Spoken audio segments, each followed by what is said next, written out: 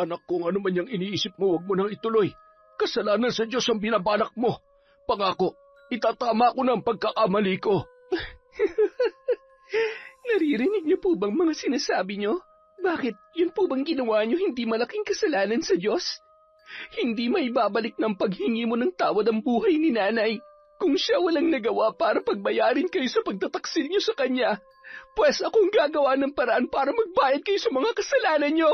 Aray! Ang sakit! Ang baby natin, Gaspar! Dalhin mo ako sa ospital! Iligtas mo ang baby natin! Alam kong maiintindihan ako ni nanay. Itinuro niya sa akin ang kapangyarihang ito para protektahan ng sarili ko. Pero hindi ko akalain na gagamitin ko ito laban sa inyo. Ikaw ang naturing ang pulis na tumutulong para sa kaayusan ng bayan pero sinira mo ang sarili mong pamilya. Hindi ko kayo mapapatawad. Magdusa kayo! Lumaban ka para sa amin ng anak mo. Huwag mo kaming iiwan. Taon 2008. Quezon. Napakatahimik ng kabahayan nang makauwi si Gaspar mula sa kanyang trabaho. Ilang ulit niyang tinawag ang kanyang asawang si Alma at ang anak nitong dalaga na si Bella. Biglang kinutuban ang lalaki na baka tama ang kanyang iniisip. Dali-dali siyang pumanhik at nagtungo sa bakanteng kwarto. Laking gulat niya nang madatnan ang mag-ina na nakaluhod na animoy nagdarasal. Batid ng lalaki na tinuturuan nito ang dalaga ng itim na karunungan. Naputol ang ginagawa ng mag-ina nang magsalita ang haligi ng tahanan. Alma, anong ginagawa mo? Ilang ulit ko bang sasabihin sa iyo na wag mong ituturo yan sa anak mo? Wag mo nang idamay si Bella sa mga maling gawain mo. Hindi ba't pinagbawalan na kitang gamitin yan? Sasagot na sana si Alma nang magsalita si Bella at ipinagtanggol ang kanyang ina. Hinawakan ni Alma ang anak sa braso na nagpapahiwatig na wag nang makipagtalo sa kanyang ama. Tiningnan siya ng ina sa mata at sinenyasan. Hinawakan ng dalaga ang kamay ni Alma at bumuntong hininga. Tay, wag na po kayo magalit kay nanay. Ako naman po ang nagpumilit na turuan niya ako kung paano gamitin ang aklat ng karunungan. Wala naman po sigurong mawawala kung matututunan ko yon. Hindi ko naman po basta-basta gagamitin. Nasa sakin naman po kung sa masama o mabuting paraan ko yan gagamitin. Kahit na, masama pa rin yan. Walang maganda may dudulot yan sa buhay natin. Sisirain lang niya ng buhay mo. At isa pa, malaking kasalanan sa Diyos ang ginagawa niyong yan. Pero Gaspar, alam mo naman kung bakit gusto ko itong ituro sa anak natin. Para ito sa kanyang kapakanan at kaligtasan. Paano na lang kung may mga taong mang-api sa kanya? Hindi sa lahat ng oras ay nasa tabi niya tayo para protektahan siya. Anong silbi ng pagiging pulis ko kung hindi ko kayo mapoprotektahan? Lalong-lalo na siya na nag-iisang anak natin.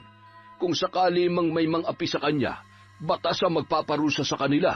Kailanman ay hindi maaaring ipasakamay mo ang hustisya sa mga taong nagkakasala. Basta, alam ko ang nararapat para sa ating anak. At isa pa, hindi ko naman siya pababayaang mapahamak, kaya nga itinuturo ko sa kanya yan. Bukal sa kalooban niya ang pagtanggap ng itim na kapangyarihan. Maaaring nananalaytay sa kanyang dugo ang aming lahi. May bagay na sadyang hindi namin mapipigilan, lalo na't ito ang nakatadhana para sa amin. Bata pa lamang si Bella ay madalas niya nang makita na ginagawa yon ng kanyang ina. Madalas siyang sumisilip sa tuwing si Alma ay nagsasagawa ng orasyon. Dahil sa kuryosidad, hindi na nakatiis si Bella at tinanong ang ina kung ano ang ginagawa nito. At sa paglipas ng panahon, lalo siyang nagkaroon ng interes na matutunan ang pambabarang. Ay nako, bahala na nga kayo mag-ina. Hindi naman kayo magpapatalo sa mga baluktot na katwiran ninyo Basta siguruhin mo lamang, Bella, na hindi mo yan gagamitin sa pansarili mong kapakanan. Tandaan mo na yan ang magpapahamak sa iyo pagdating ng panahon. Walang mabuting may dudulot ang kasamaan. Ewan ko ba sa nanay mong yan? Matagal ko nang pinagsasabihan na itapon na o kaya ay sunugin na ang aklat na yan. Ay. Wala nang nagawa pa si Gaspar.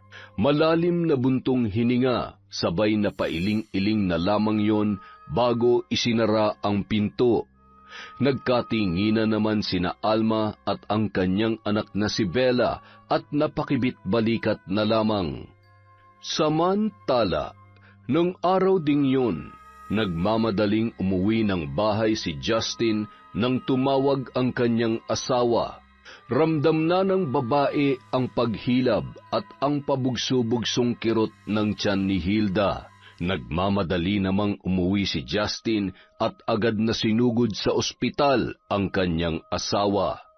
Nagsilang ng napakalusog na batang lalaki si Hilda at labis na kasiyahan ang nadarama ng mag-asawa nang masilayan nila ang kanilang anak. Tingnan mo, mahal, ang cute ng baby natin. Mukhang nagmana yata sa akin Ano ka ba? Siyempre ako nanay. Kaya sa akin nagmana ang anak natin.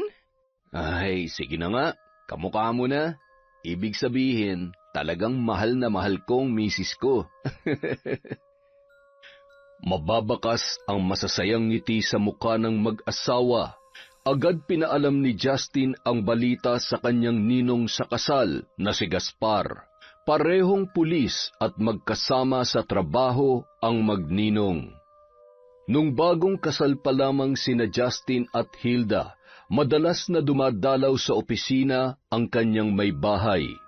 Madalas din yung may dalang pagkain para sa kanyang asawa at sa ninong nitong si Gaspar. Maging ang mga kasamahan ni Justin ay natutuwa dahil pati sila ay nabubusog sa dalang masasarap na pagkain ni Hilda. Makalipas ang 3 buwan, isang malungkot na balita ang dala ni Justin.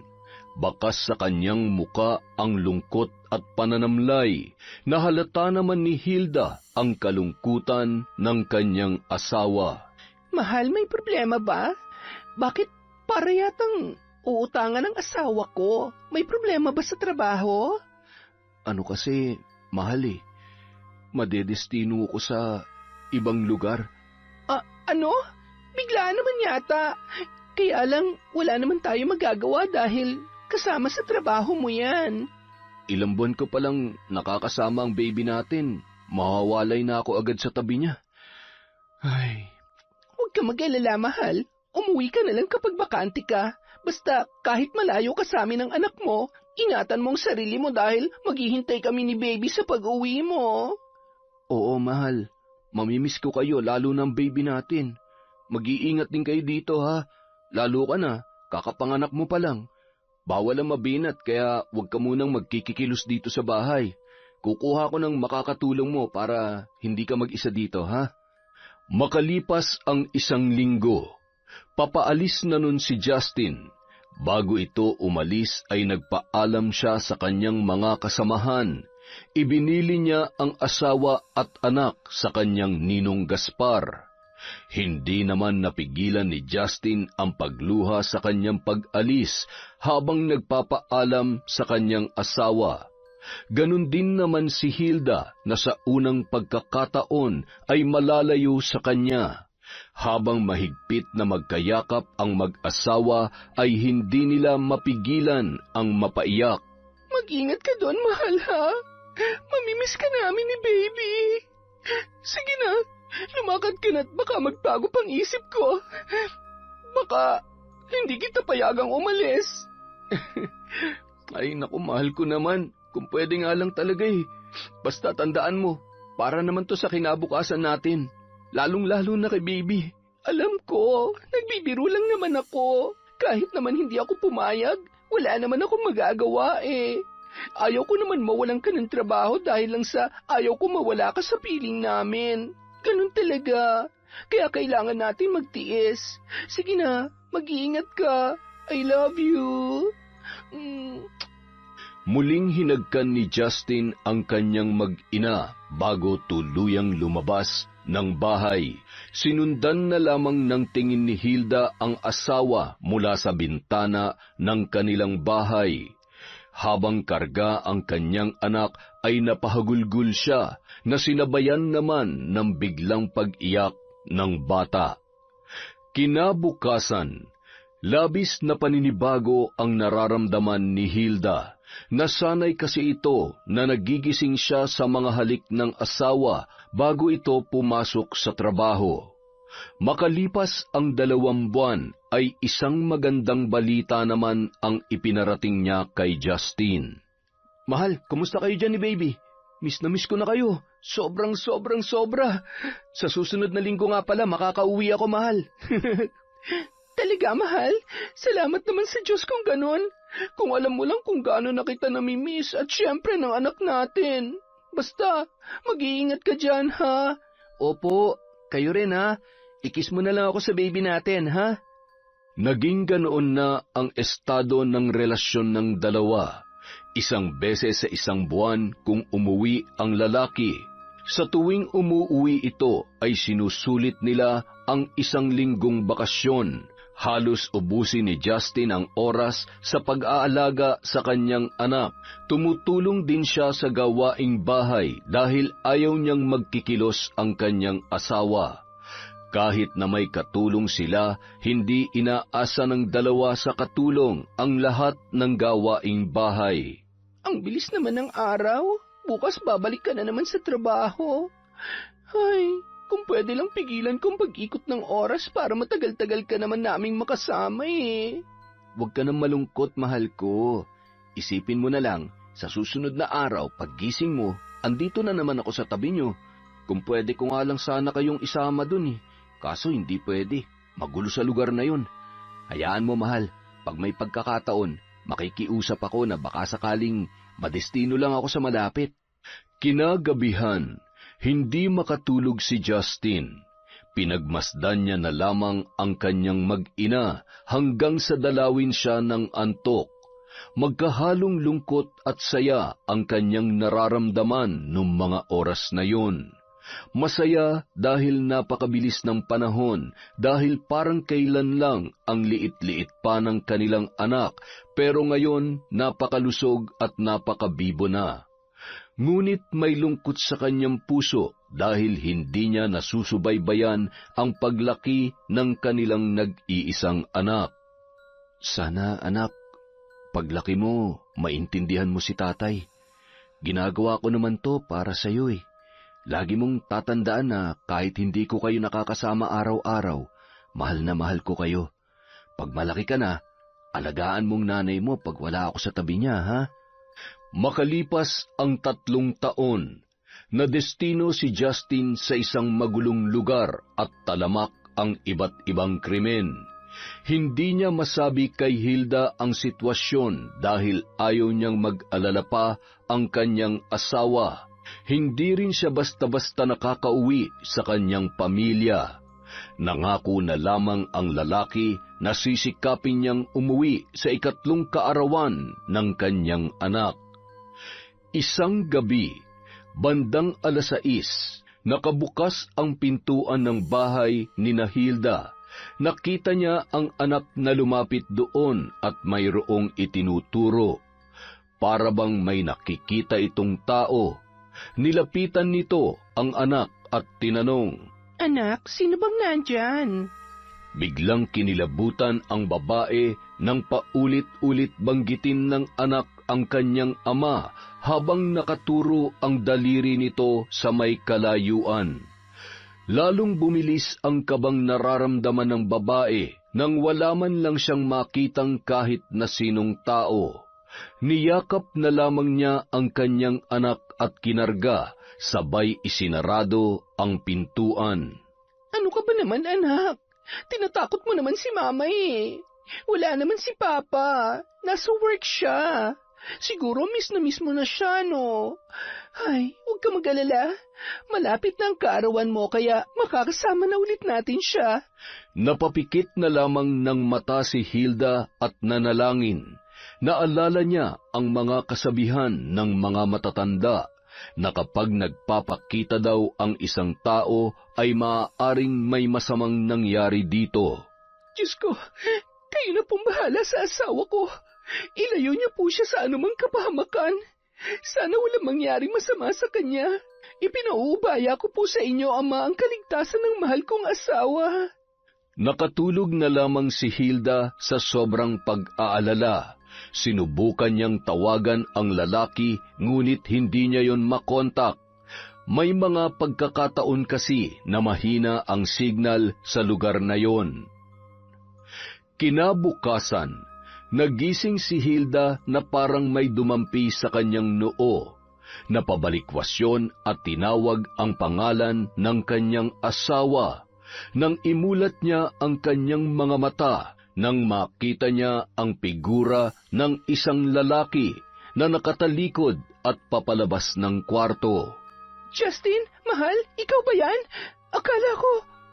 Hindi na natapos pa ni Hilda ang sasabihin nang wala man lang kahit isang salita na binigkas ang lalaki at bigla na lamang naglaho yon sa kanyang paningin. Nagtataka ang babae dahil hindi niya inaasahan na uuwi ng mga oras na yon ang kanyang asawa.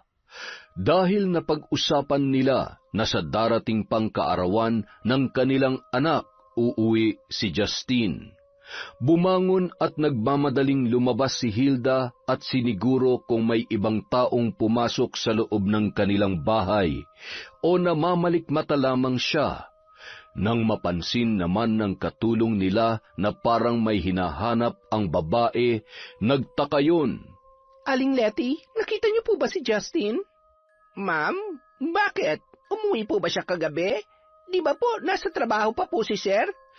Ay, kanina kasi naramdaman ko hinalikan niya ako tapos nakita ko siyang lumabas ng kwarto. Biglang nagtaasan ang mga balahibo ni Aling Letty sa mga sinabing yun ni Hilda. Imposible naman po.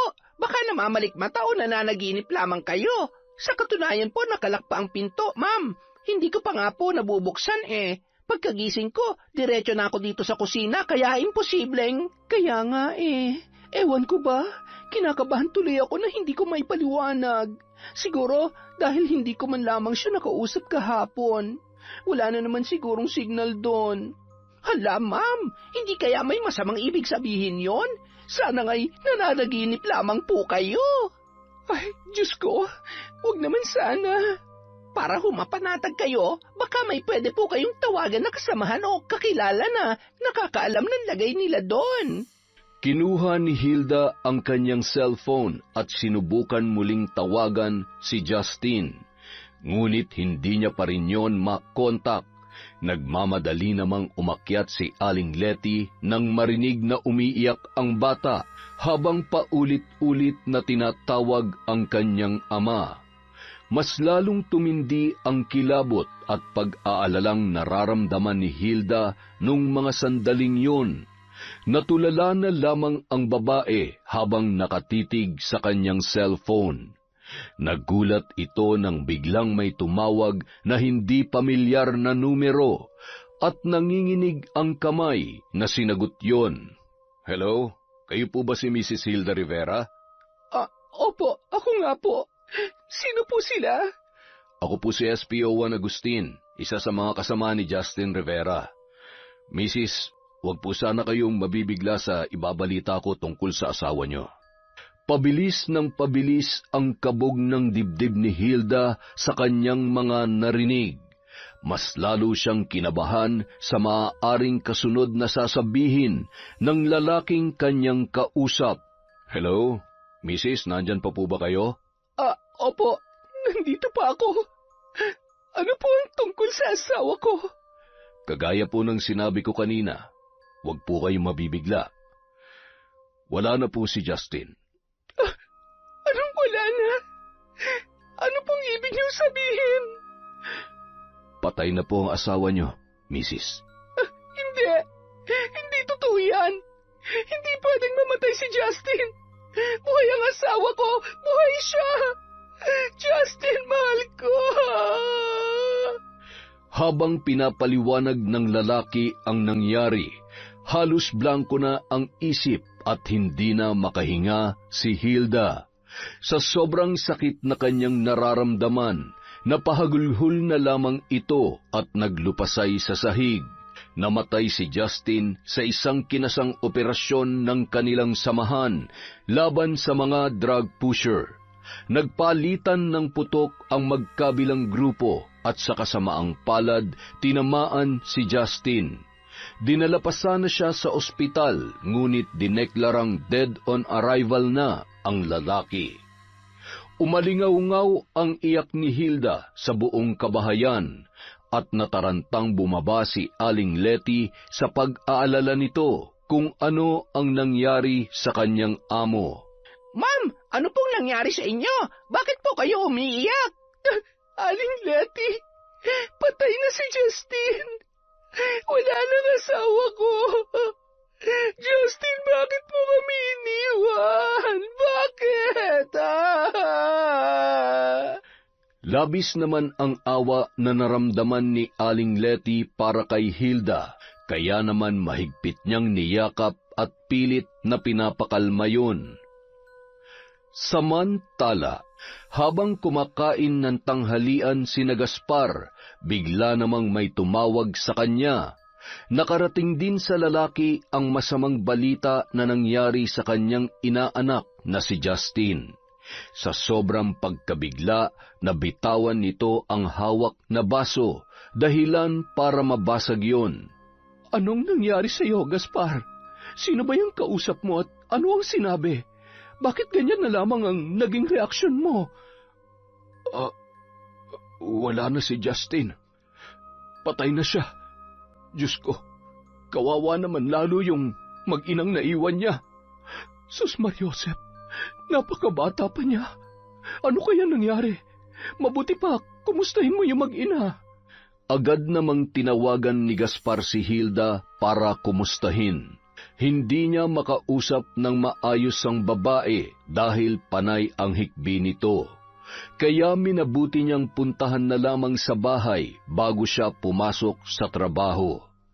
Pagkarating ni Gaspar kina Hilda, agad na mahigpit na yakap at paghagulgol ang tinugon ng babae. Ninong, wala nang asawa ko. Hindi ko kaya mabuhay nang wala siya. Paano na kami ng anak ko? Ano ka ba, Hilda? Huwag kang magsalita ng ganyan. Tatagan mo lang ang loob mo. Kailangan mong lakasan ang loob mo para sa anak mo. Huwag kang mag-alala, nandito lamang ako. Kung kailangan mo ng tulong, huwag kang magdalawang isip na lumapit sa akin. Salamat, Ninong. Hindi ko talaga alam kung anong gagawin ko ngayon. Teka, kailan daw may uuwi dito ang bangkay ni Justin? Inaasikaso na daw po. Baka bukas o sa susunod na araw nandito na ang bangkay niya. Hindi ko po alam kung bakit kailangan mangyari ang lahat ng ito. Ang dami-dami niya pang pangarap para sa pamilya namin. Muli na namang humagulhol si Hilda. Hindi naman tumigil sa pagpapalakas ng loob ng babae si Gaspar. Ngunit ilang sandali lamang ay nagpaalam na ang lalaki. Pinilit ni Hilda na pakalmahin ang kanyang sarili habang pinupunasan ang mga luhang pumapatak sa kanyang mga mata. Ngunit sa pag-alis ng kanyang ninong ay muli na naman itong napahagulhol. Makalipas ang ilang araw, naiuwi na ang bangkay ni Justin. Halos mahimatay si Hilda nang makita ang katawan ng kanyang asawa. Justin, mahal ko. Ang daya-daya mo. Sabi mo, uuwi ka sa karawan ng anak natin. Hindi naman itong usapan natin eh. Paano na kami ngayon ng anak mo? Mahal na mahal kita. Isang linggong binurol ang mga labi ni Justin.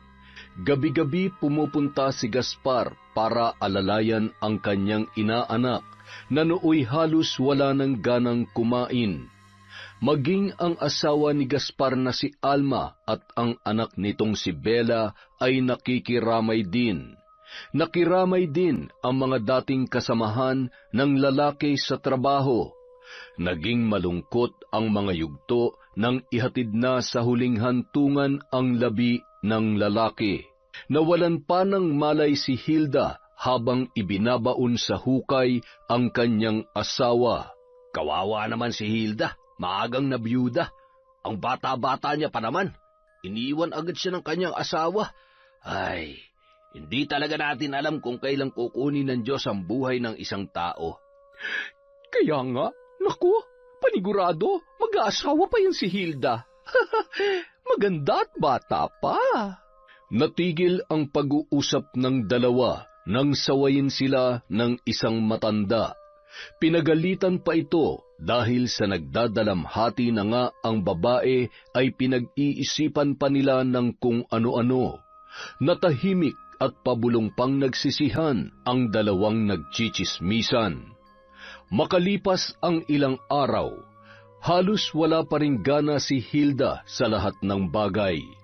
Palagi na lang nakakulong sa kwarto at ayaw kumain. Nadatnan ni Aling Letty na nakahandusay si Hilda sa sahig. Dahil sa pag-aalala ng kasambahay, humingi na ito ng tulong kay Gaspar. Dahil yun lamang ang tanging alam niyang malapit sa babae. Wala nang magulang si Hilda. Nasa malayo ng lugar ang kanyang mga kapatid at may kanya-kanya na ring mga pamilya. Sakto namang papauwi ang lalaki kaya nagmamadali nitong tinungo ang bahay ni Hilda. "Oh, Letty, kumusta si Hilda? Ano ba nangyari?" Ikinuwento ni Aling Letty sa lalaki ang kanyang nadatnan nung mga oras na yun. At sinabi niya rin na halos ilang araw na itong walang ganang kumain. Maya-maya, nagising na si Hilda at pagmulat ng kanyang mga mata ay una niyang nakita ang kanyang ninong Gaspar. Ninong, ano pong ginagawa niyo dito? Tinawagan ako ni Letty. Nawalan ka raw ng malay. Nag-aalala na siya sa kalagayan mo. Hilda, ano ka ba naman? Bakit pinababayaan mong sarili mo? Tingnan mo nga ang itsura mo, oh. Naiintindihan ko ang sakit at lungkot na nararamdaman mo. Pero sana naman, huwag mong kalimutan na may anak ka pa. May rason ka pa para mabuhay. Nawalan na siya ng ama. Ano na lamang ang mangyayari kung pati ikaw ay mawawala din sa kanya? Muli na namang napahagulhol ang babae. Niyakap at inalo naman ito ng kanyang ninong. Medyo napatagal ang lalaki sa bahay ni Hilda. Hindi rin nito namalayan na tumatawag na ang kanyang asawa. Samantala, Nay, bakit parang hindi po kayo mapakali dyan? Teka, hindi pa rin po umuwi si tatay? Yun nga anak eh. Kanina ko pa tinatawagan, hindi naman sumasagot. Nag-aalala na tuloy ako sa kanya. Alam mo naman ang nangyari dun sa inaanak niya, hindi ba? Ayaw kong mangyari rin yun sa tatay mo. Nasaan na kaya ang lalaking yun? Sa kabilang banda, napagtanto ni Gaspar na lumalalim na ang gabi at nagpaalam na ito kay Hilda. Muli niyang pinagsabihan ang babae at pilit na pinapalakas ang loob. Nagpasalamat naman ang kanyang inaanak at humingi ng paumanhin sa abala. Samantala, halos mag-aalas 10 na nang makauwi si Gaspar. Tulog na rin si Bella nung mga oras na yon, at tanging si Alma ang nadatnan ng lalaki na naghihintay sa kanyang pag-uwi. "Saan ka galing? Bakit ngayon ka lang? Kanina pa ako tawag ng tawag sa'yo. Bakit ba hindi mo sinasagot ang tawag ko? Akala ko'y kung ano na nangyari sa'yo." "Pasensya ka na, tinawagan kasi ako ng katulong ni Hilda. Nahimatay si Hilda kaya nataranta ng matanda, kaya ayun, pinuntahan ko. Nakakaawa ang kalagayan niya. Hanggang sa ngayon ay hindi niya pa rin matanggap ang pagkamatay ni Justin." Napabuntong hininga na lamang si Alma at pumasok na sa kanilang kwarto para matulog. Nagbihis at agad na ring natulog ang lalaki at hindi na ito naghapunan pa. Nawalan na siya ng ganang kumain dahil sa pag-aalala sa kanyang inaanak. Makalipas ang ilang araw, napapadalas ang pagdalaw ni Gaspar sa bahay ni Hilda para kumustahin ang mag-ina. hanggang sa naging dahilan na yon ng pagtatalo ng mag-asawang Gaspar at Alma. Ginabi ka na naman. Napapadalas na yata yung pag-uwi mo ng gabi Pwede ba, Alma, pagod ako? Gusto ko na magpahinga. Wala na akong oras para sa pagbubunganga mo. Ano ba namang ikinagagalit mo? Andito na ako. Anumang oras ako umuwi, ang mahalaga, uuwi pa rin ako. Sa edad nating ito nagagawa mo pa rin talagang magselos. Walang oras ang pagbubunganga. Talaga ba? Pero kay Hilda naglalaan ka ng oras para puntahan at alagaan mo mag-ina? Akala mo ba hindi ko alam? Gaspar? Sabihin mo nga sa akin, may relasyon na ba kayo? Kilabutan ka nga sa pinagsasasabi mo, Alma. Alam mo naman kung anong pinagdadaanan ng bata. Parang anak ko na mag-asawang yon. Kailangan ng karamay ng tao. Kung ikaw nasa sitwasyon niya, siguro maiintindihan mo kung bakit ko to ginagawa. Lintik na yan. Ilang buwan na ba nakalipas? Hindi niya pa ba matanggap ang pagkawala ng asawa niya? Bakit? Wala bang pwedeng ibang dumamay sa kanya? Ikaw talaga?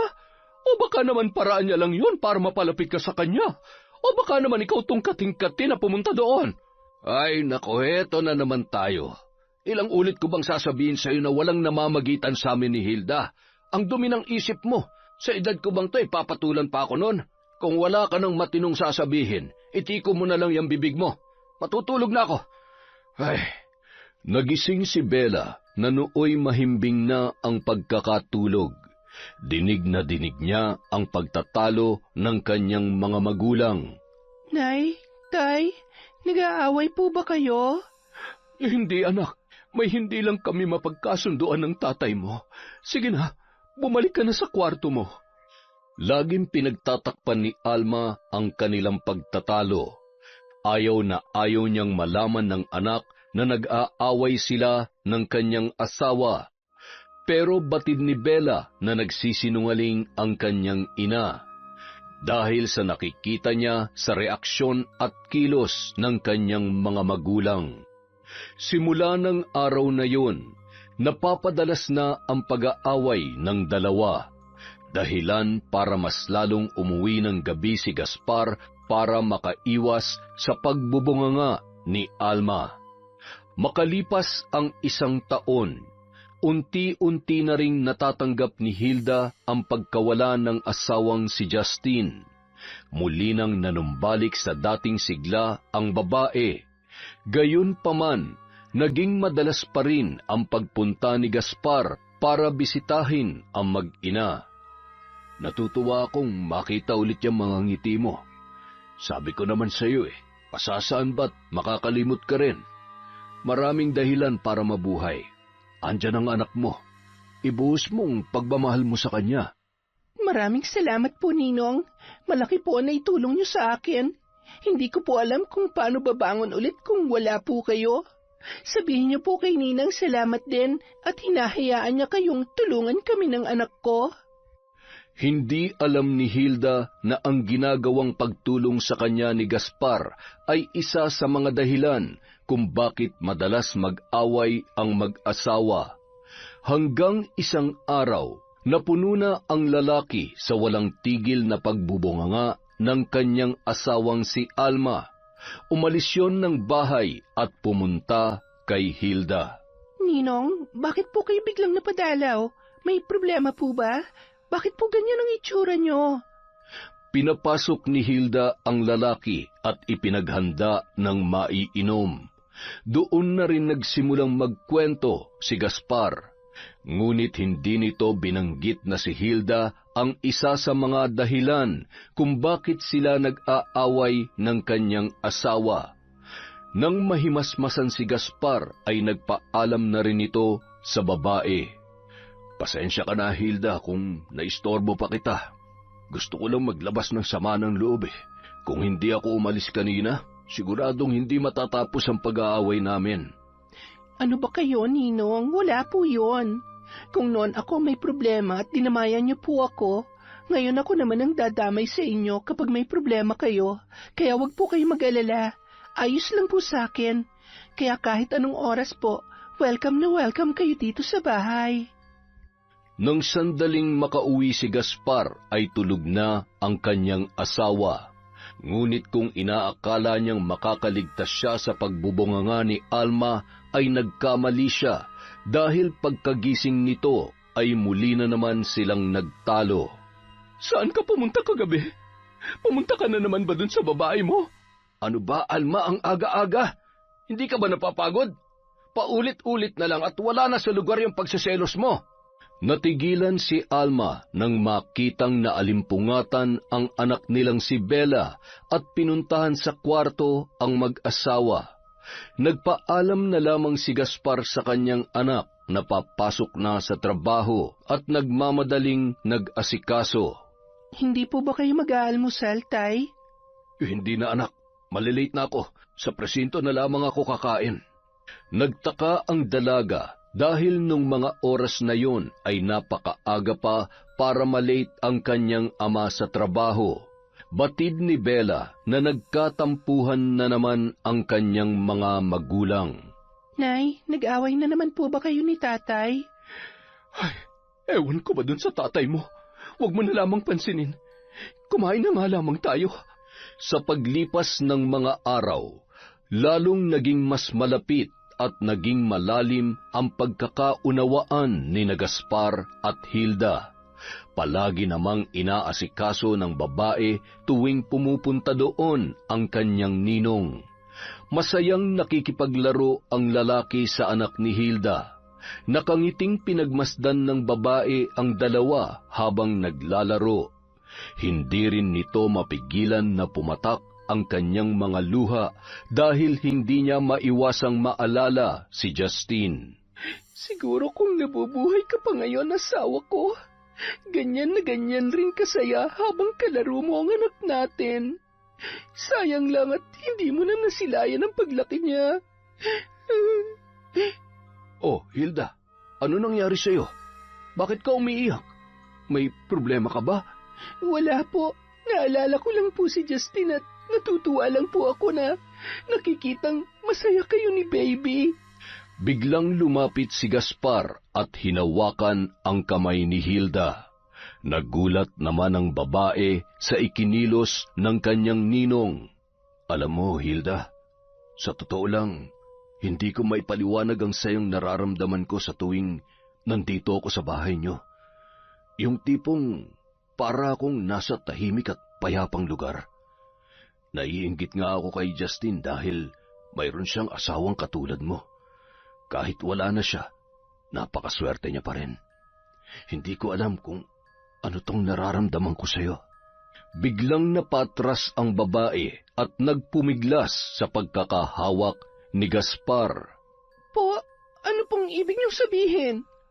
Muling hinawakan ni Gaspar ang mga kamay ng babae at hindi na nagdalawang isip na sabihin ang kanyang nararamdaman para kay Hilda. Alam kong mali ito, pero hindi ko na mapigilan ang sarili ko. Nahuhulog na ang loob ko sa iyo, Hilda. Napapamahal na ako sa iyo, maging sa anak mo. Ho? Anong pinagsasasabi niyo, Ninong? Nababaliw na po ba kayo? May asawa po kayo at... Alam ko, siguro nga nababaliw na ako sa iyo. Hindi mo ako masisisi kung bakit nahulog ang loob ko sa iyo. Hindi na ako masaya sa asawa ko. Yung sayang gusto ko ay sa iyo ko nahahanap. Ikaw ang nagpapasaya sa akin, Hilda. Kayo ng anak mo. Hindi makagalaw si Hilda dahil sa kanyang mga narinig. Binitiwan lamang ni Gaspar ang kamay nito nang dumating si Aling Letty galing sa pamamalengke. Nagpaalam na ang lalaki na aalis na. Walang tugon si Hilda dahil sa pagkabigla nito sa mga pangyayari nung mga oras na yon. Makalipas ang 1 linggo, hindi nagparamdam si Gaspar. Hindi muna pumupunta sa bahay ni Hilda ang lalaki. Iniisip niya kasi na baka naggalit sa kanya ang kanyang inaanak dahil sa kanyang pag-amin. Hanggang isang araw. Ano ba tong nararamdaman ko? Bakit parang namimiss ko ang lalaking yon? Bakit hindi siya mawala sa isip ko at pati yung mga sinabi niya? Mali to, Hilda. Hindi pwede mangyari ang iniisip mo. Kamamatay lamang ng asawa mo't mas lalong hindi pwede dahil may asawang lalaking yon. At isa pa, para mo na rin siyang ama. Ninong mo siya, pero naguguluhan ako. Gulong-gulo ang isip ni Hilda dahil sa kanyang nararamdaman. Pero isa lamang ang gusto niyang mangyari. Gusto niyang makita ang kanyang ninong Gaspar. Palagi siyang nakaabang sa labas kung may darating na lalaki. Ngunit bigo ang babae. Gusto niyang subukang tawagan, ngunit nag-aalangan siya na baka ang asawa nitong si Alma ang makasagot. Hinayaan niya na lamang na lumipas ang mga araw, baka sakaling mawala at magbago ang kanyang nararamdaman. Ngunit habang tumatagal ay mas lalo pang tumitindi ang kanyang pananabik na makita si Gaspar. Samantala, nung araw ding yun ay nagkaroon ng matinding pag-aaway ang mag-asawang Gaspar at Alma. Sa sobrang galit ng lalaki ay minabuti nitong umalis na lamang ng bahay at magpakalasing. Lintik na buhay to. Araw-araw na lang. Rinding-rindi na ako sa bunganga ng babaeng yon. Napakagulo na ng buhay ko. Kung hindi lang alang-alang sa anak namin ay matagal ko na siyang hiniwalayan. Nang malasing ang lalaki, sa halip na sa kanilang bahay umuwi, ay dumiretso ito sa bahay ni Hilda. Nagulat at nagtataka ang babae dahil sa alanganing oras na ay may kumakatok pa sa kanilang pintuan. Nang silipin niya at nakita ang lalaki, ay agad niya itong pinagbuksan. Ninong, ano pong ginagawa niyo dito? Teka, lasing po ba kayo? Inalalayan ni Hilda si Gaspar na pumasok at pinaupo sa sofa. Kumuha agad ng towel at palangganang may tubig ang babae. Habang pinupunasan, tinatanong naman ni Hilda kung ano ang nangyari at bakit ito nagpakalasing. Walang yung babae yon. Palagi na lang ako inaaway. Napapagod na ako sa ugali niya. May kung anong tuwa ang naramdaman ni Hilda nang muli niyang makita si Gaspar. Pagkatapos niyang punasan ng lalaki ay pinagpalit niya yon ng damit. Pinasuot niya ang damit ng kanyang yumaong asawa na nooy nililigpit niya nung mga oras na yon. Biglang bumilis ang tibok ng kanyang puso nang pagtingin niya sa lalaki ay mukha ng kanyang asawa ang kanyang nakikita. Napakaganda ng mga ngiti mo. Alam mo, Hilda, napakaswerte ni Justin. At magiging maswerte ang lalaking muli mong mamahalin. Mabait at... Hindi na napigilan pa ng babae ang bugso ng kanyang damdamin at sinabayan niya na rin ang mainit na halik na pinakawalan ni Gaspar. Hanggang sa ang mapusok na halik ay nauwi sa hindi inaasahang pangyayari. Sakto namang nung araw na yon ay umuwi si Aling Letty kaya walang nakakaalam sa namagitan sa kanilang dalawa ng gabing yon. Nagising na lamang ang dalawa na magkayakap at wala ng mga damit. Patawad, Hilda. Hindi ko sinasadya. Nadala lang ako ng aking kalasingan. Patawarin mo sana ako. Kasalanan ko rin naman, kaya huwag na tayo magsisihan. Ano nang gagawin natin ngayon? Paano kapag nalaman to ni Ninang?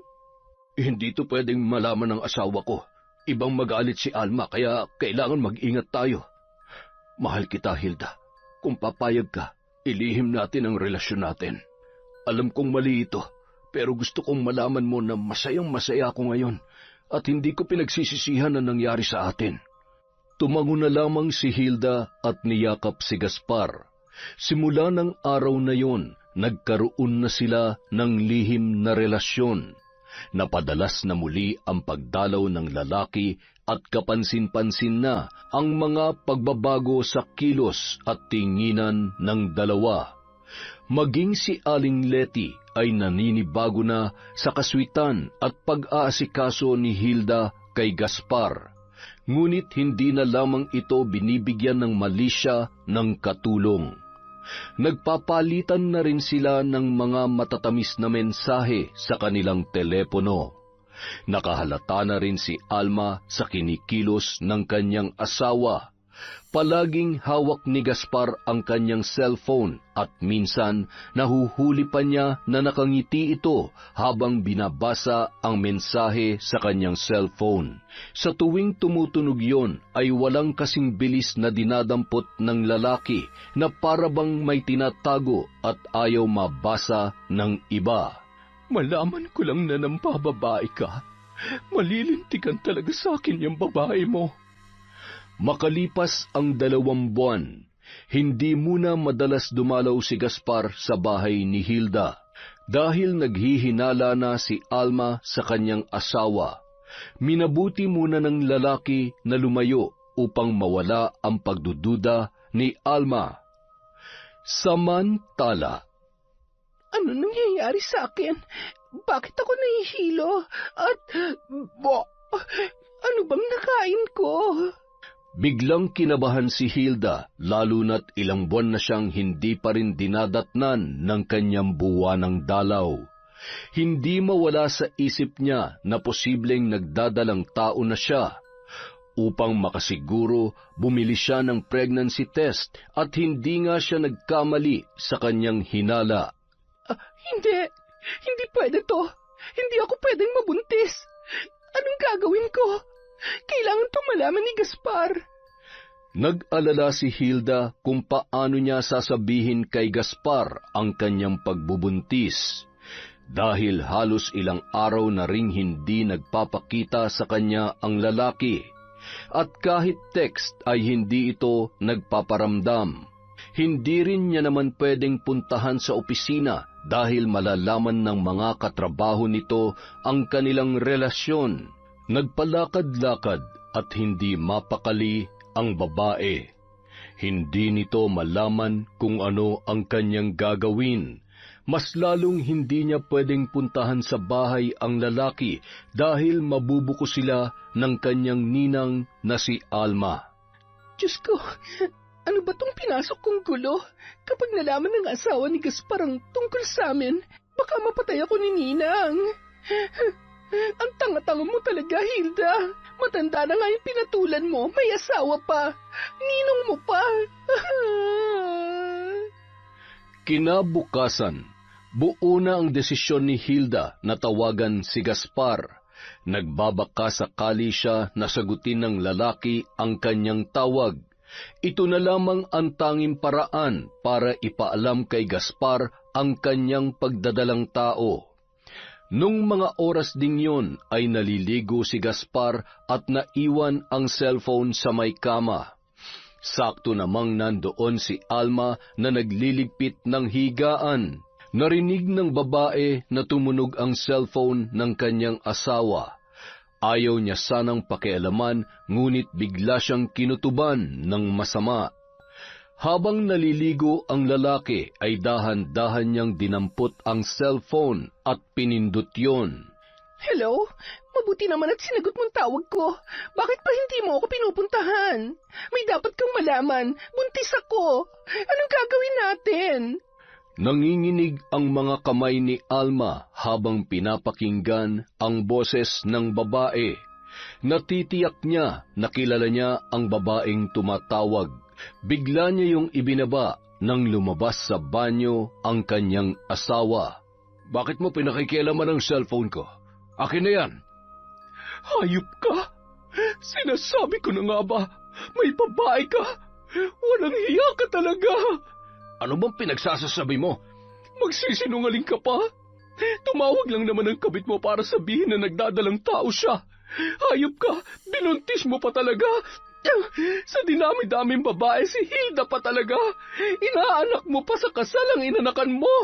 Ang bababoy ninyo. Dinig na dinig ni Hilda sa kabilang linya ang pagtatalo ng mag-asawa. Labis na takot at gulong-gulo ang utak ng babae. Malaking pagsisisi ang kanyang nararamdaman. Patawarin mo ko, Alma. Oo, nagkaroon kami ng relasyon ni Hilda. pero tinigil ko na dahil alam kong mali. Nadala lang ako nung mga panahon na ang gulo-gulo ng buhay natin. Hindi mo ako masisisi kung sa mga panahong yun ay nahanap ko ang kapayapaan sa piling niya. Palagi mo na lang akong inaaway ng walang dahilan kasi. Patawarin mo ako kung nagkasala ako. Hindi pa rin yun sapat na dahilan para pagtaksilan mo ko. At nagbunga pa talaga ang mga kahayupan ninyo. Napakasama mo. Hindi ako magseselos ng walang dahilan. Hindi kita mapapatawad, Gaspar. Lumayas ka. Kinasusok lamang kayang pagmumukha mo. Naririnig mo ba ako? Lumayas ka! Nung mga oras na yon, sakto namang kaaalis lamang ni Bella ng bahay, kaya hindi nasaksihan ng dalaga ang mga tagpong yun. Umalis na lamang si Gaspar para mahimasmasan ang galit ng kanyang asawa. Nagmamadali niyang pinuntahan si Hilda para alamin ang buong katotohanan. Si Alma naman ay nagwawala at naglulupasay sa galit sa kanyang asawa at sa babae nito.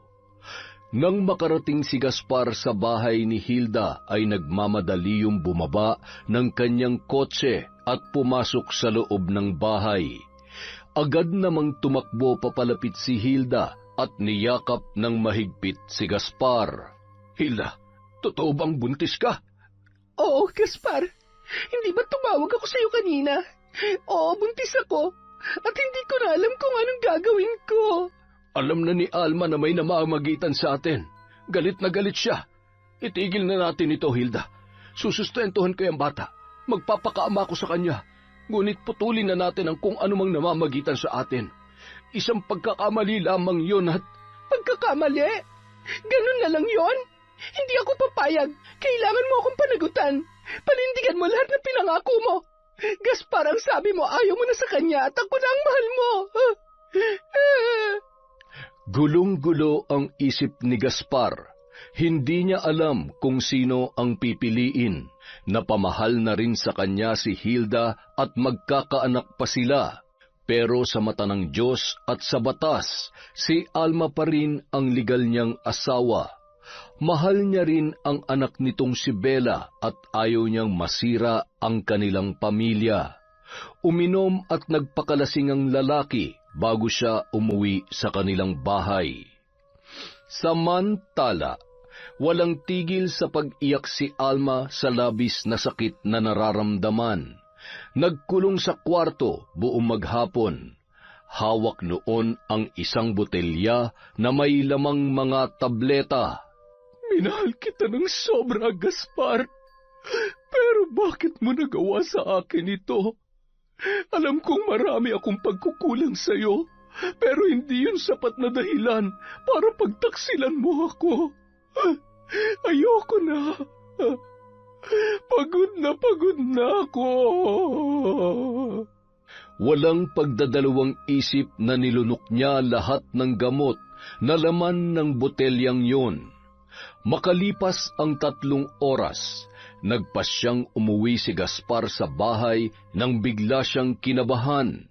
Pagpasok sa kwarto ay nakita niya ang nakahandusay na asawa na bumubula ang bibig at wala ng buhay.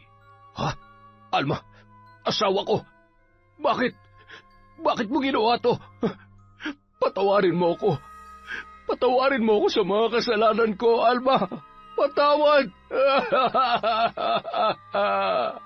Nung mga oras na yon, kararating din lamang ni Bella at mula sa baba ay dinig na dinig niya ang pagpalahaw ng kanyang ama mula sa pangalawang palapag ng kanilang bahay. Dali-dali itong pumanhik sa itaas kung saan nagmumula ang ingay. Nanlaki ang mga mata ng dalaga at napatakip ng bibig nang makita na nakahandusay ang ina sa sahig habang yakap-yakap yon ng kanyang ama. Tay, ano pong nangyayari? Ano pong nangyari sa nanay ko? Nay, gumising ka! Nay, imulat mo mga mata mo! Kausapin mo ako! Nanay ko! Bakit niya ginawa to? Anong ginawa mo sa kanya, Tay? Bakit siya nagpakamatay? Bakit? Sa takot na kamuhian si Gaspar ng kanyang anak na si Bella, mas pinili niyang wag sabihin ang dahilan kung bakit nagawang magpakamatay ni Alma. Hindi ko alam, anak. Nadatnan ko na lang siya na wala ng buhay. Hindi ko alam kung ano man ang mabigat na problemang kanyang dinadala. Patawarin mo ko, anak. Hindi ko naprotektahan ng nanay mo. Nung mga sandaling yon, magulo ang utak at hindi niya alam kung dapat niya bang paniwalaan ang sinasabi ng kanyang ama, lalo na't minsan niya nang nakitang umiiyak ang kanyang ina at nararamdaman niya na may problema ang mga yon na hindi sinasabi sa kanya. Makalipas ang 1 linggo, nailibing na ang bangkay ni Alma. Nang malaman ni Hilda ang nangyari sa babae, magkahalong tuwa at lungkot ang kanyang naramdaman. Lungkot dahil hindi niya naman ginusto na umabot sa ganoon. Tuwa dahil wala na siyang kahati sa buhay ni Gaspar. Patawad, Ninang, pero ikaw na mismong gumawa ng paraan para masolo ko si Ninong. Mas pinili mo maging mahina kaysa lumaban. Samantala, habang nililigpit ni Bella ang mga gamit ng kanyang yumaong ina, nakita niya ang nakaipit na sulat sa damit nito. Bumuhos ang luha ng dalaga habang binabasa ang sulat na yun. Doon niya nalaman ang dahilan kung bakit nagpakamatay ang kanyang pinakamamahal na ina na si Alma. Mas lalong nakaramdam ng galit ang dalaga dahil nagsinungaling sa kanya si Gaspar. Nagmamadaling pumunta si Bella sa bahay ni Hilda para kumprontahin ang babae. Hindi niya inaasahan na madarat nandoon ang kanyang ama. Kaya naman mas lalong sumidhi ang galit ng dalaga. Bella, anong ginagawa mo dito? Napakasama mo, Tay. Ngayon alam ko na ang lahat. Ang kakapal ng mukha nyo. Paano mo ito nagawa kay nanay? Pinaniwala mo ako na wala kang alam sa pagkamatay niya. Para ano? Para pagtakpan niyang kataksilan niyo ng babae mo. At ikaw naman, ang landi-landi mo. Ilang taon pa lang na namatay ang asawa mo, lumandi ka na kaagad. Wala ka na ba makitang iba at ang tatay ko pa talaga? Nakakadiri kayo. Ang dumi-dumi niyo. Bitiwan mo ako. Aray ko, Gaspar, ano ba? Tulungan mo ako. Hindi naman magkanda-ugaga sa pag-awat si Gaspar. Sa noon ay galit na galit niyang anak. Bella, tama na. Maawa ka sa ate Hilda mo. Buntis siya. Baka mapano ang bata sa sinapupunan niya. Talagang masasaktan kang babae ka. Kulang pa yan sa sakit na binigay mo sa nanay ko. Dapat ikaw na lang ang namatay, hindi ang nanay ko. Salot! Natigil lamang ang pananakit ni Bella kay Hilda nang tuluyan na itong naawat ni Gaspar. Halos manginig ang buong kalamnan ng dalaga sa sobrang galit na nararamdaman. Bella, anak, patawarin mo ang tatay. Hindi ko sinasadya na masaktan ang nanay mo. Nagsisisi ako sa ginawa ko. Sana'y mapatawad mo ko, pati na ang ate Hilda mo. Itong tandaan nyo. Magbabayad kayo sa kasalanan nyo kay nanay. Hindi ko kayo mapapatawad. Lalong-lalo ka na, Tay. At ikaw babae ka. Humanda ka sa akin. Hindi pa tayo tapos. Babalikan kita. Biglang kinilabutan si Gaspar sa mga tinuran ng anak niyang si Bella. Batid nito ang nais gawin ng dalaga. Papaalis na sana si Bella nang hinabol siya ng kanyang tatay para kausapin. Anak, kung ano man yung iniisip mo, huwag mo nang ituloy. Kasalanan sa Diyos ang binabalak mo. Pangako, itatama ko na ang mga pagkakamali ko. Naririnig niyo po bang sinasabi niyo? Bakit yung ginawa niyo hindi ba malaking kasalanan yun sa Diyos? Hindi may babalik ng paghingi niyo ng tawad ang buhay ni nanay. Kung siya walang nagawa para pagbayarin kayo sa pagtataksil niyo sa kanya, pues ako ang gagawa ng paraan para magbayad kayo sa mga kasalanan niyo. Sabay tumalikod na si Bella at naglakad papaalis sa bahay ni Hilda. Nagpasya si Gaspar na wag na munang umuwi para bantayan si Hilda at ang magiging anak nito. Nang sumama ang pakiramdam ni Hilda na noon ay nagdadrama lamang para hindi iwanan ni Gaspar. Kinagabihan, hindi natulog si Bella. Inantay ng dalaga na sumapit ang hating gabi. Kinuha niya ang isang kahon kung saan nakalagay ang mga kagamitan ng kanyang ina sa pambabarang. Habang inaantay ang pagpatak ng 12:00, inayos niya ang mga gagamitin sa pagsasagawa ng ritual. Ilang sandali pa, sumapit na ang takdang oras. Nagsimula na ang dalaga sa pambabarang kay Hilda at maging sa kanyang ama. Sinindihan niya ang kandila, kinuha ang papel kung saan nakasulat ang buong pangalan ng dalawa.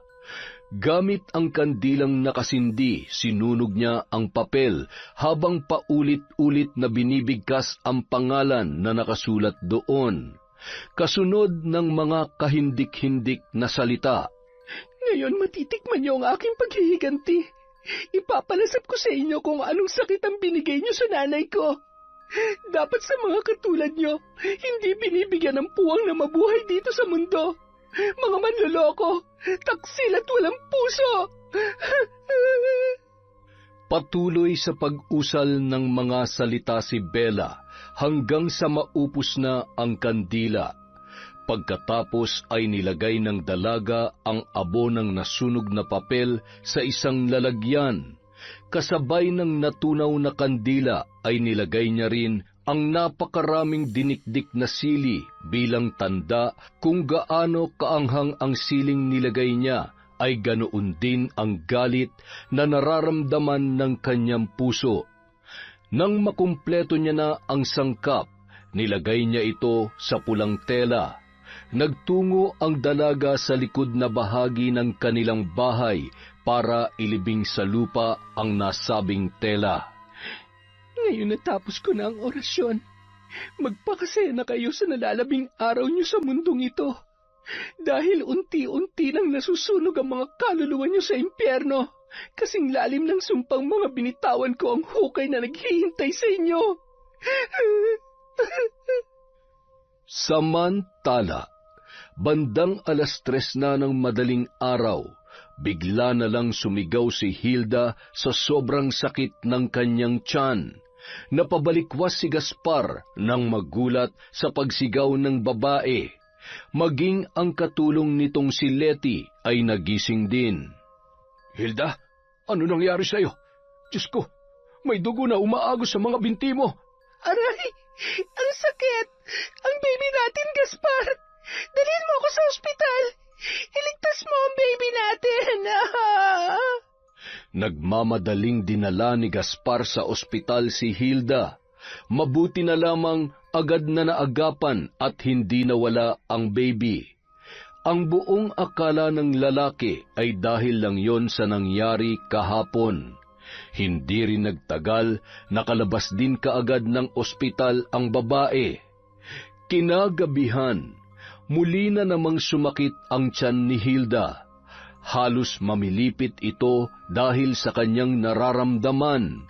Gayon din si Gaspar, hindi niya maunawaan kung ano ang nangyayari sa kanya. Parang pinapaso ang kanyang buong katawan dahil sa sobrang init.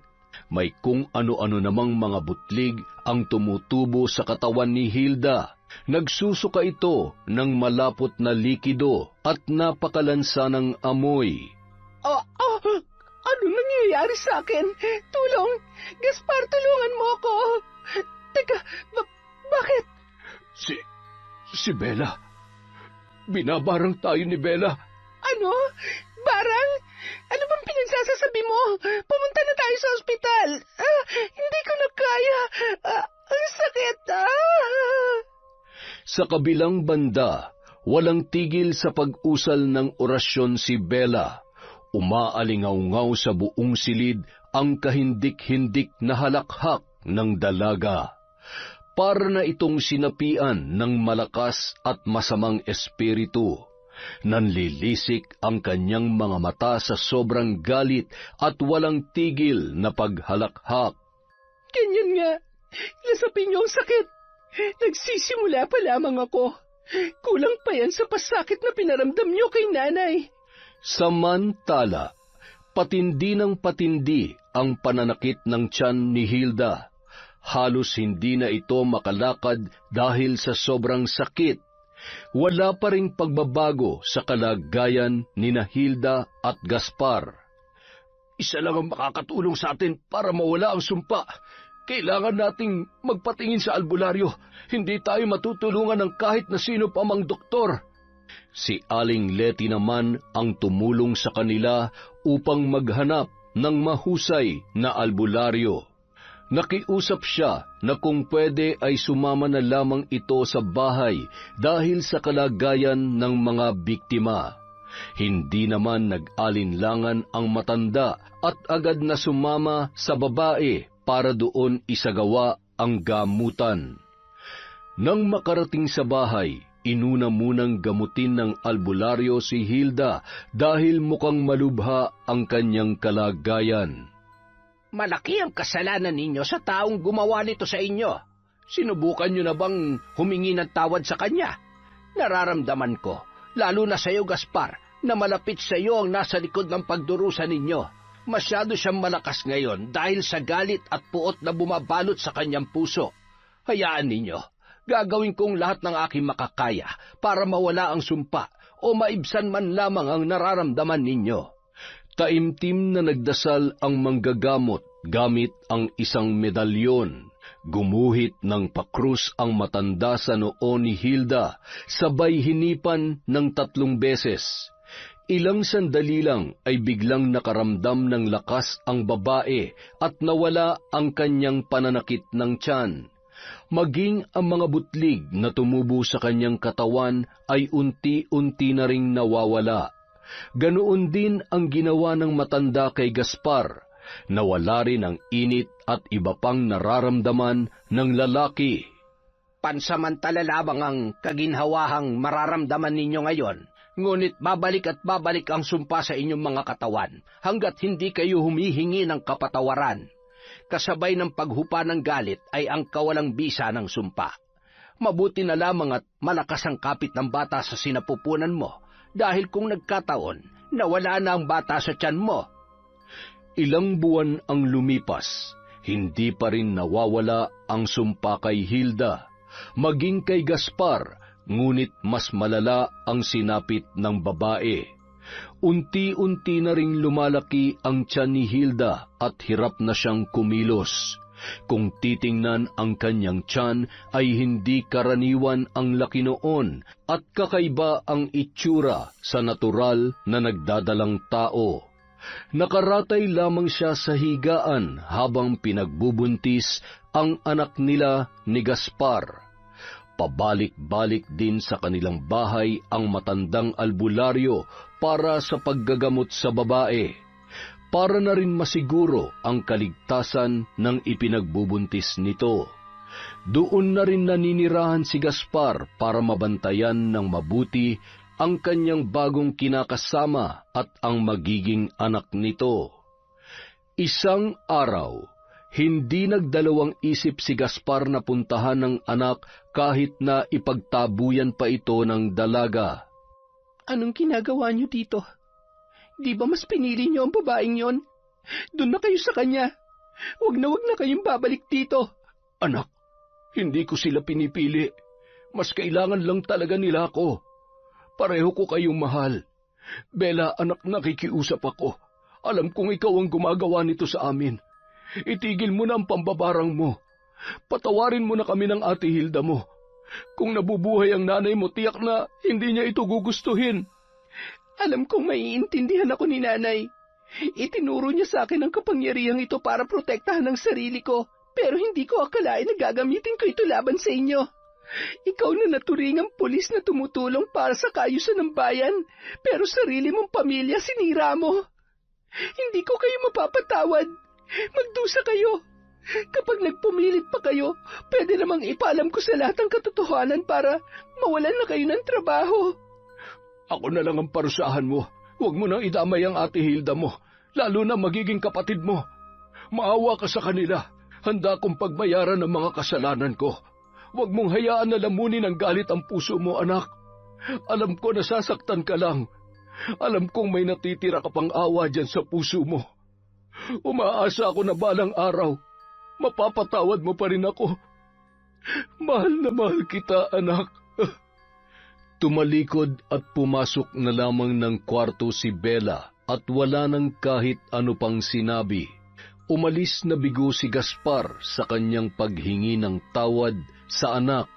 Sukdulan ang galit na nararamdaman ng dalaga. Napahagulhol pa yon habang yakap ang larawan ng kanyang nanay Alma. Nay, miss na miss ko na po kayo. Huwag po kayo mag-alala. Hindi ako titigil hanggat hindi nagbabayad ang mga taong nagkasala sa inyo. Ipaghihiganti kita, Nay. Samantala, patuloy na lumalaban ang anak ni Hilda sa kanyang sinapupunan.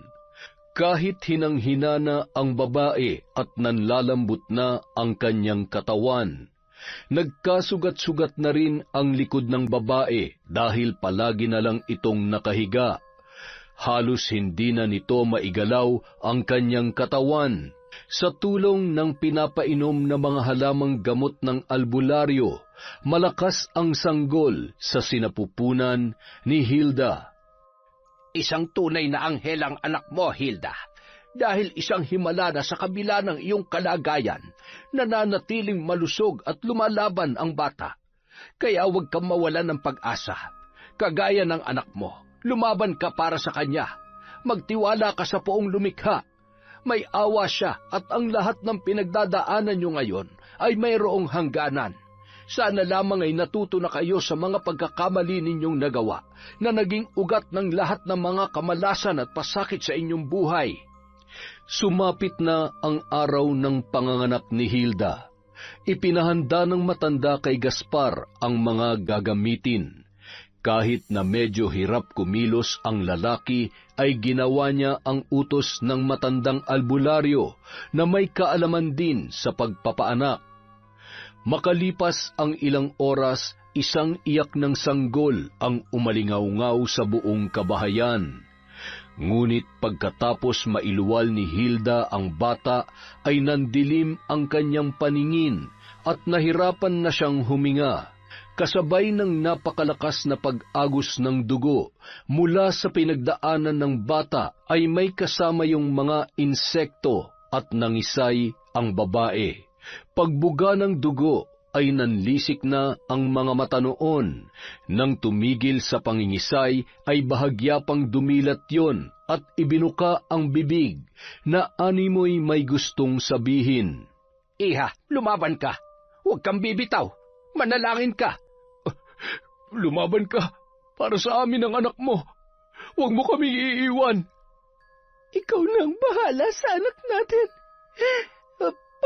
Patawad, Bella.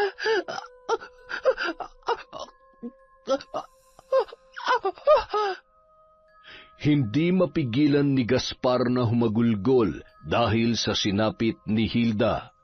Nagpupumalahaw na yakap-yakap ang babae. Tama na, Gaspar. Pagpahingahin mo na si Hilda. Saksi ako sa paghihirap na dinanas niya. Kaya ito na siguro ang mas makabubuti. Tuluyan na siyang nakawala sa pagdurusa niya. Ikaw na lang ang magpalakas para sa anak mo. Magpakatatag ka. Malalampasan mo rin ang lahat ng ito. Kinagabihan, mahimbing na natutulog si Bella nang bigla siyang dalawin ng isang nakakakilabot na panaginip. Nakita niya ang nakakaawang itsura ni Hilda na pilit na humihingi ng tawad. Napasigaw ang dalaga nang makita niyang unti-unting naaagnas ang katawan ng babae at naglaho na parang bula. Nagising siya na naliligo ng pawis ang buo niyang katawan. Anong klaseng panaginip yon? Binabagabag na ba ako ng aking konsensya? Hindi. Tama lang yun sa kanya. Buhay ng nanay ko ang kinuha nila, kaya buhay rin ang kapalit. Hindi na makatulog si Bella nung mga oras na yun. Hindi mawaglit sa kanyang isip ang masamang panaginip. Inabot na siya ng umaga pero hindi na siya dinalaw pa ng antok. Hanggang sa napabalikwas na lamang siya sa higaan nang marinig ang tinig ng isang lalaki at agad siyang lumabas ng kwarto. Tay? Bella, anak, wala na ang ate Hilda mo. Patay na siya. Sana maging masaya ka dahil nagtagumpay ka sa paghihiganti mo. Anak, itigil mo na ito. Bawiin mo na ang sumpang binigay mo sa akin. Paano na kayong mga anak ko kung pati ako'y mawawala sa inyo? Hayaan mong bumawi ako sa iyo, anak. Patawarin mo na ang tatay. Pinagsisisihan ko ng lahat ng mga ginawa ko. Alam kong hindi ko na maibabalik pa at maitatama ang lahat. Alang-alang sa kapatid mo, pakiusap. Patawarin mo na si tatay. Mangilid-ngilid ang luha ni Bella dahil sa kanyang mga narinig, lalo na nang malaman niya ang pagkamatay ni Hilda. Ang buong akala niya ay magiging masaya siya kapag namatay na ang babae, pero bakit parang iba ang kanyang nararamdaman? Salungat sa sinasabi ng kanyang isip ang nararamdaman ng kanyang puso. At lalo lamang siyang nakonsensya nang nanikluhod na ang kanyang ama at nagpumalahaw yon. Hindi nagtagal, tuluyan niya nang binawi ang sumpa na ibinigay niya sa kanyang ama. Hindi pa man niya tuluyang napapatawad yon, pero binigyan niya na ng pagkakataon na bumawi sa kanila. Naawa rin kasi siya sa dalawang bata na naiwan ni Hilda, kahit pa naaalala niya ang mga nangyari sa tuwing nakikita niya ang mga yun. Maraming salamat, anak. Naniniwala ako na mayroon pa rin kabutihan dyan sa puso mo. Kaya hindi ako nawala ng pag-asa na darating ang araw na ito. Anak, alam kong hindi mo pa ako tuluyang napapatawad, pero hindi porket binawi ko na ang sumpa ay pinatawad ko na kayo. Hindi ko lang makalimutan na tatay ko pa rin kayo. Andito pa rin sa puso ko ang sakit na ginawa ninyo. Hindi yun basta-basta mabubura kahit ano pang gawin ninyo. Alam ko, anak, hindi madaling patawarin ang nagawa ko. Pero maraming salamat at binigyan mo ko ng pagkakataon na bumawi sa iyo. Handa ako maghintay na dumating ang araw na tuluyan mo na akong mapatawad. Muling bumalik sa bahay si Gaspar, kasama ang anak nila ni Hilda at maging ang panganay na anak na babae. Pantay-pantay ang pagtrato nito sa kanyang mga anak, lalong-lalo na kay Bella, na patuloy pa rin siya na bumabawi dito. Isinama rin ng lalaki si Aling Letty bilang tagapagbantay ng mga bata. Saksi ang ginang sa lahat na nangyari sa kanilang buhay at naiintindihan noon kung saan nagmumula ang galit na nararamdaman ni Bella. Makalipas ang ilang linggo, muli na ring bumalik sa trabaho si Gaspar para matustusan ang mga pangangailangan ng kanyang mga anak.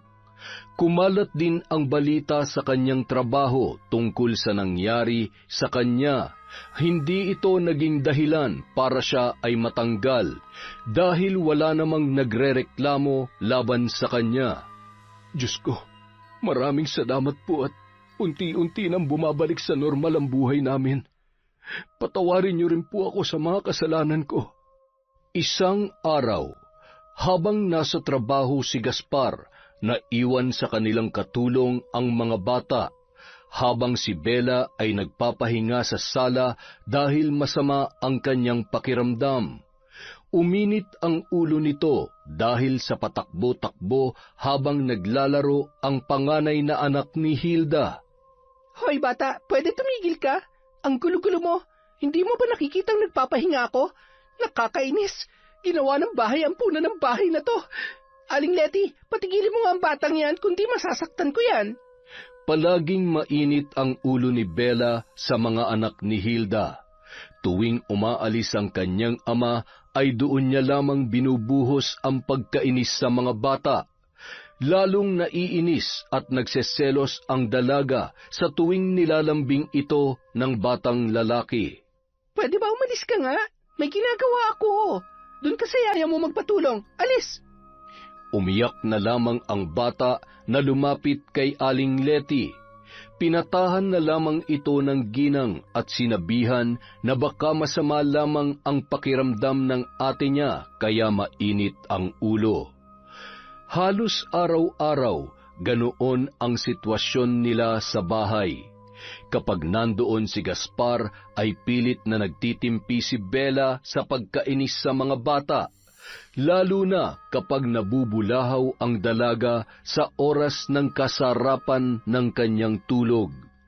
Rinding-rindi siya sa lakas ng pag-iyak ng sanggol. Wala siyang magawa kundi ang mapatakip na lamang ng unan sa kanyang tainga. Buwisit talaga mga bata to. Kainis. Nawala nga malandi nilang ina, nag-iwan naman ng mga salot.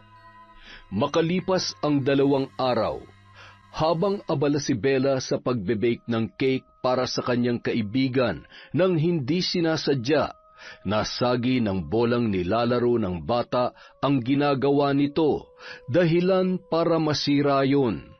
Buwisit ka talagang bata ka. Wala ka na talagang gagawin kundi sirain ang araw ko, no? Halika nga dito. Gusto mo talagang makatikim sa akin, ha? Pinagpapalo ni Bella sa puwet ang bata hanggang sa umiyak yun ng umiyak. Hindi tinigilan ng dalaga ang bata sa pagpalo at nakita yon ni Aling Letty, kaya agad niyang inawat si Bella. Sakto namang dumating si Gaspar at nakitang umiiyak ang kanyang anak. Anong nangyayari dito? Yung batang yan, malaking salot sa buhay ko. Simula nang dumating yan sa bahay na to, puro na lamang gulong ginagawa. Tingnan niyo kung anong ginawa ng batang yan, sira ng cake na ginagawa ko. Anak, alam mo naman na bata pa siya. Hindi niya pa alam ang ginagawa niya. Pagpasensyahan mo na lang. Pagsabihan mo, huwag mo sasaktan. Yan, kaya lumalaki ang ulo dahil palagi niyo na lang kinukonsinte. Malamang paglaki katulad ng iba dyan, hindi alam kung anong tama at mali. Ay! Napabuntong hininga na lamang si Gaspar sa inasal ng kanyang panganay na anak. Ibang-iba na ang dalaga simula nang mamatay ang kanyang ina. Ramdam pa rin niya ang galit sa puso nito at hindi niya naman masisiyon dahil sa napakalaking pagkakamali na kanyang nagawa. Ano pa kaya ang pwede kong gawin para mapatawad na ako ng anak ko? Kailan kaya babalik ang dating Bella? Sana dumating pa ang araw na magbago pa ang lahat. Miss na miss ko ng mabait, malambing, at mapagmahal kong anak. Kinaumagahan, inutusan ni Bella si Aling Letty na lumabas at bumili ng kanyang mga gagamitin sa paggawa ng cake.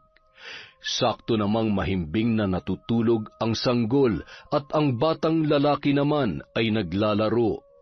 Hindi na ito masyadong naglilikot pag andyan ang ate Bella niya dahil natatakot siya na baka saktan na naman siya ng dalaga.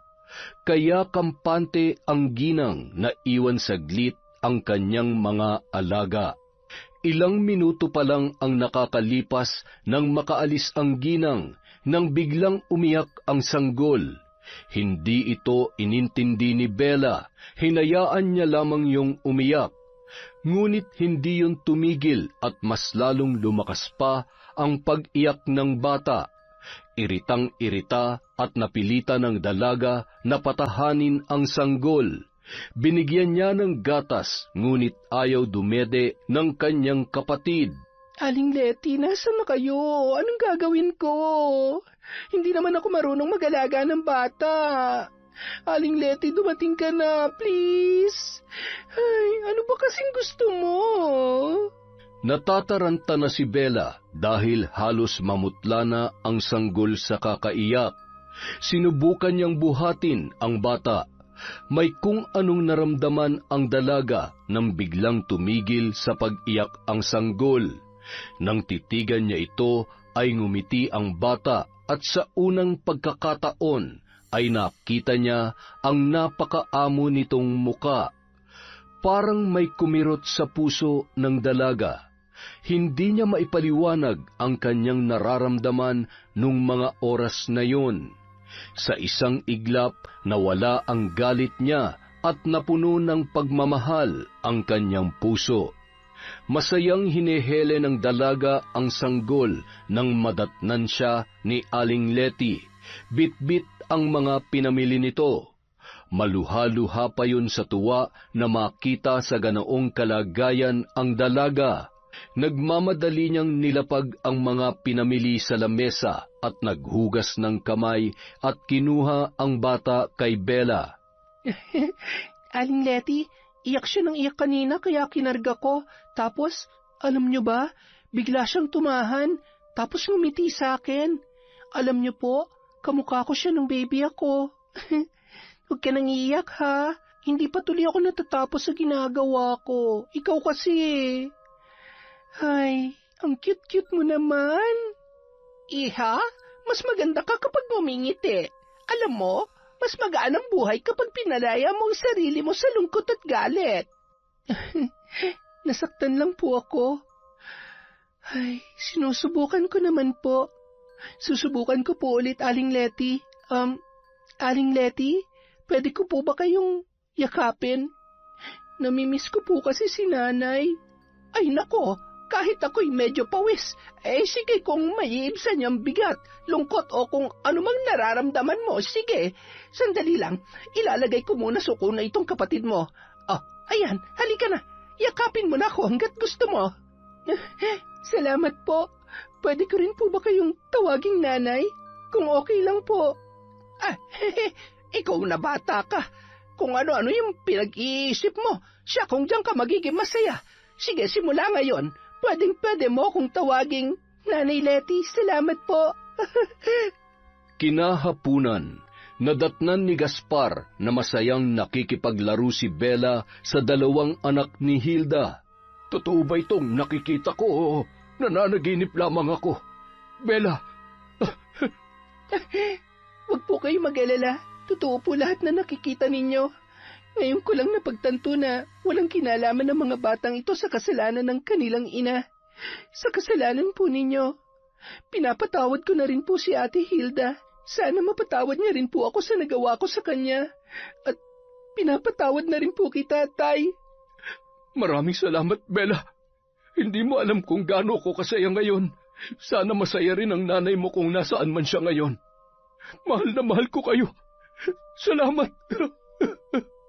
Niyakap ng mahigpit ni Gaspar ang kanyang anak na si Bella. Hindi rin mapigilan ni Aling Letty na madala at mapaluha sa kanyang nakikita. Nanay Letty, bakit po pati kayo naiiyak dyan? Abate, sinong hindi maiiyak para akong nanonood ng teleserye. Masaya lang ako dahil dininig na ng Diyos ang panalangin ko na magkaayos na kayo ng tatay mo. Saksi ako sa mga pinagdaanan ng pamilyang ito, kaya natutuwa akong makita kayong ganyan. Ay, ano ba yan? Ang OA ko naman yata. Makaiyak naman ako, kala mo, kasapi ako sa pamilyang ito. Ano ba kayo, Aling Letty? Pamilya rin namin kayo. Nagpapasalamat nga po ako sa inyo dahil hindi nyo kami iniwan sa kabila ng masalimuot na nangyari sa aming pamilya. Napakalaki po ng utang na loob ko sa inyo. Maraming salamat. Napuno ng iyakan at tawanan ang buong kabahayan. Simula noon, sama-sama na silang nagsisimba linggo-linggo at namamasyal. Hinukay ni Bella ang pulang telang binaon niya sa lupa. Sinunog ng dalaga kasama ang mga kagamitan sa pambabarang. Masaya ang ama nitong si Gaspar dahil sa ginawa ng anak at kahit kailan ay hindi na ito matutuksong gamitin ang itim na kapangyarihan. Huliman para itama ang mga pagkakamali at hindi man maibalik ang panahon at buhay na nawala, Mahirap mang makalimot sa sakit at magpatawad, pero tanging kapatawaran din lang ang magpapalaya sa pusong puno ng galit at puot. Yon! Napakaganda na naman ang kwento natin. Maraming salamat po ulit sa paulit-ulit at walang sawang pakikinig sa Kwentong Enteng. Meron po ulit tayong shout-out. Simulan po natin kay Merly Pura from Riyadh, kay Heli Borja, hi po kay Ava Selina Cacalda, congratulations!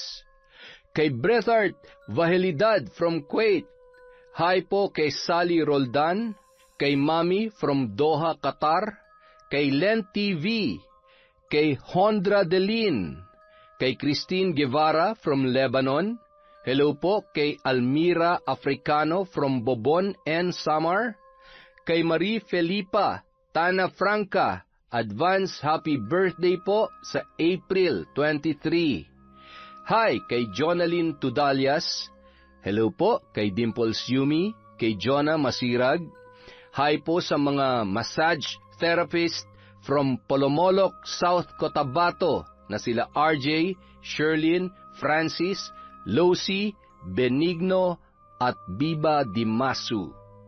Hi po kay Hana Maylin Sesgundo, kay Cherry Mukbangers Mr.